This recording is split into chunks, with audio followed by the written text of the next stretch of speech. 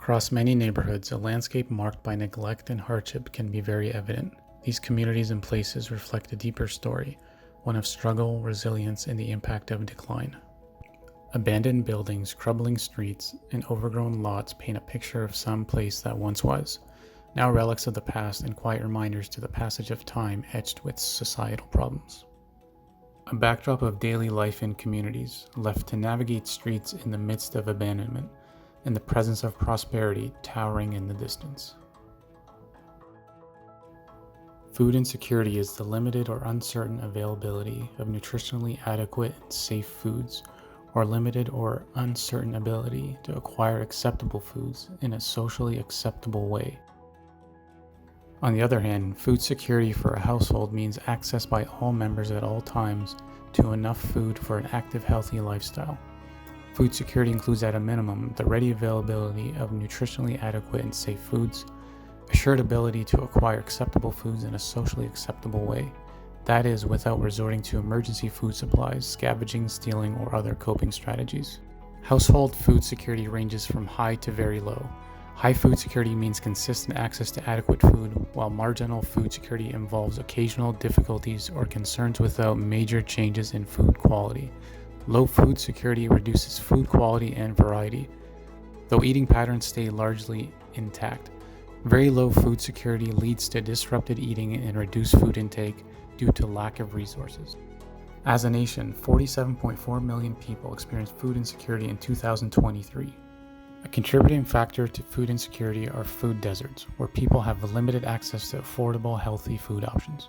In urban areas, this is defined as a neighborhood having a supermarket that is more than 1 mile away.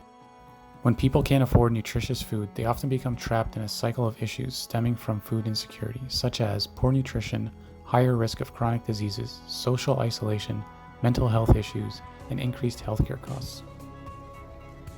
The study's state-level and county-level estimates of healthcare costs associated with food insecurity, using multiple national data sets, estimates that in 2016, food insecurity among 28 million adults and 13 million children in the U.S.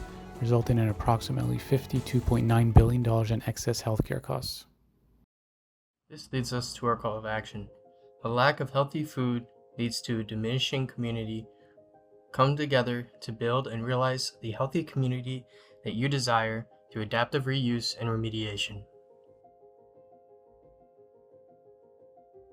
An intervention analysis in the city, Chicago, Illinois.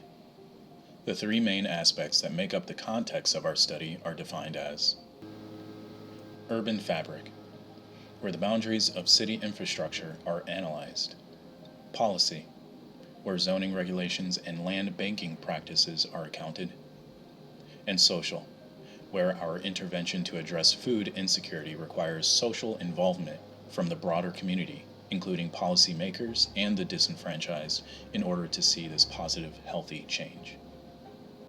Chicago is a great example of this concept, as it already has projects similar to what we are proposing. An example of this most similar to is the Green Era Campus project, in which it takes vacant lots and creates community hubs that focus on bringing education, jobs, and healthy food options to communities. This project already has created over 300 jobs and built a strong community support and gathering. Remediation projects focus on waste disposal and reuse, whereas our focus is more on the food itself.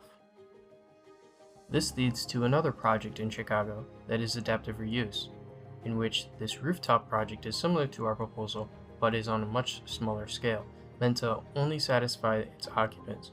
This project is called the 1516 West Carroll Avenue Adaptive Reuse Building / Converge Architecture Project, in which they converted a forgotten area of a building, breathing new life into the rooftop garden, producing fresh food for the inhabitants.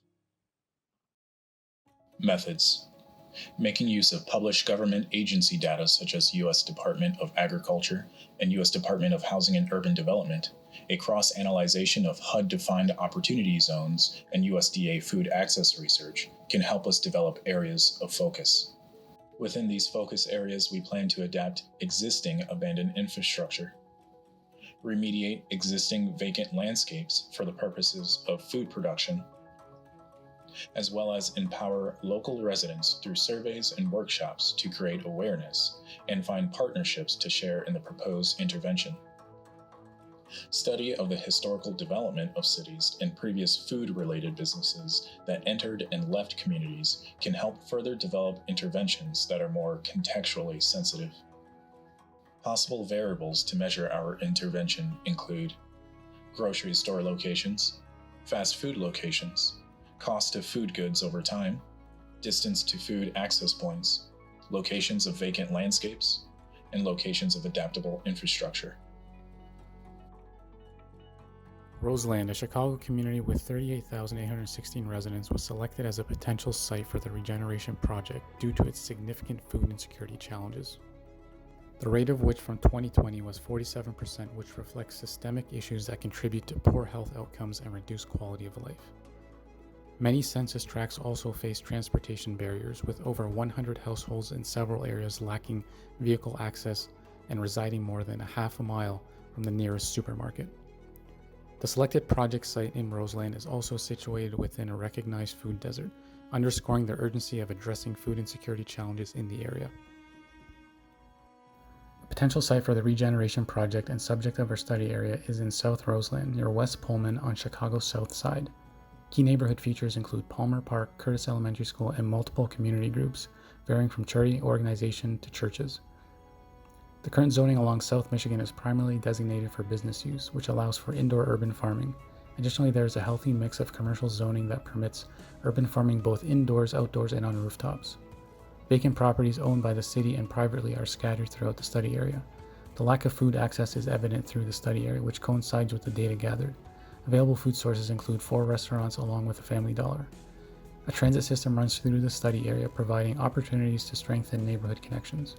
Scattered vacant buildings offer sites for the regeneration project, with 11347 South Michigan identified as a strong candidate for the main hub. A nearby alleyway network offers a chance to boost pedestrian connectivity. Repurposing them in phases could support an active transit and the growth of the campus. Future expansion of the campus targets large available sites to support growth, community outreach, and a stronger neighborhood presence. The repurposing of neglected infrastructure will establish an American model focused on educating and empowering people to make healthy food choices and inform policymakers and designers on the need to establish sustainable food systems capable of feeding everyone. Community-based adaptive reuse and remediation projects can step in as a potential solution or mitigation for the increasing issue, helping to breathe new life back into abandoned spaces and forgotten communities by having people work together to make a better tomorrow. The regeneration is inevitable, nourishing both minds and bodies for a healthier future.